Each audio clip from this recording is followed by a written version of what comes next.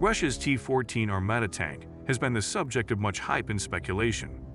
And yet, there are many unknowns related to the main battle tank's combat performance and the effectiveness of its technologies. With reports that the tank is now fighting in Ukraine, many are likely to wonder how it will perform against tanks used by Ukraine, anti-armor weapons, and even air attacks from drones. Russian media reports claim the T-14 is lighter, faster, and more deployable at 55 tons, much lighter than the 70-ton U.S. Abrams. The T-14 is also reported to be faster than most tanks with speeds up to 55 miles per hour, something that enables greater mobility in support of infantry crossing bridges, traveling through urban areas, or more narrow passageways.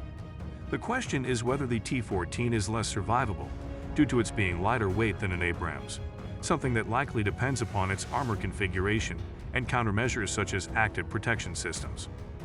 Then P-71 TLU missile early specifications. The BGM-71 TLU (BGM) stands for Ballistic Guided Missile. TLU stands for Tube-Launched, Optically Tracked, Wire-Guided. Anti-tank missile was first produced in 1970 and entered into official service with the U.S. Army that same year, replacing the French-made MGM-32 ENTAC. Engine Teleguided Anti-Char, Remotely Guided Anti-Tank Missile, M41 recoilless rifle, and the SS-10/MGM-21. Put another way, the TLU has been towing the line for anti-tank warriors for over 50 years. It was originally produced by Hughes Aircraft Company and is presently manufactured by Raytheon Missiles and Defense.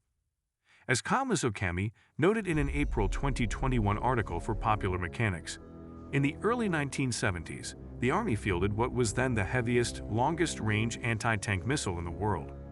The Army, facing down thousands of Soviet tanks in Europe, needed a weapon system that could kill tanks accurately at long ranges, even beyond the range of tank guns.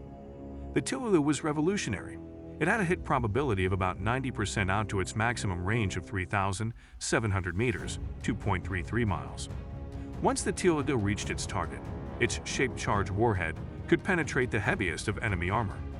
The missile was more accurate and deadlier than a tank gun, but it couldn't match a tank gun's rate of fire. The missile fit in a large launch tube, connected to a command unit. The gunner would train the crosshairs on an enemy tank and fire the missile. From there, the gunner could move the crosshairs to keep them centered on a moving enemy tank, and as the missile hurtled downrange, it trailed a thin wire that enabled it to receive the gunner's course adjustments.